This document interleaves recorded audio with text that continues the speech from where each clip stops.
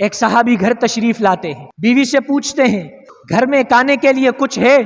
کہتی ہے اتنا ہے کہ بچوں کا گزارا ہو جائے گا۔ صحابی کہتے ہیں بچوں کو سلا دینا، اور جب میں مہمان کو گھر لے آؤں گا آپ کھانا رکھ دینا، کھانا رکھنے کے بعد کسی بہانے آپ چراغ کو بجھا دینا، میں کھانے کی ایکٹنگ کروں گا یہاں تک کہ وہ جو کھانا ہے وہ مہمان کھا لے، وہ سیراب ہو کر سو جائے، میں بھوکا گزار دوں گا۔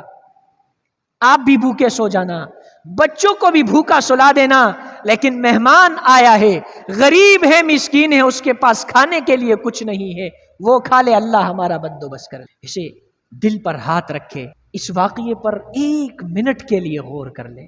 پتہ نہیں میں کیسے الفاظ ادا کر دوں کہ یہ بات میرے بھی دل میں اتر جائے، آپ کے بھی دل میں اتر جائے۔ ذرا تصور کر لے، خیالی دنیا بنائے، اور پھر یہ خیال کرے کہ ایک مہمان آتا ہے، غریب ہے، مسکین ہے، کھانے میں کچھ نہیں ہے، پھر میں گھر میں آتا ہوں، گھر والے سے پوچھتا ہوں، گھر والی جواب دیتی ہے اتنا ہے کہ بچے کھا لیں گے اور کچھ نہیں ہے۔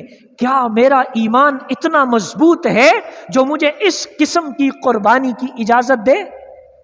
ہائے، اللہ کرے ہمارے اور آپ سب کے ایمان اتنے مضبوط ہو جائے کہ ہم اتنی قربانی دے سکیں۔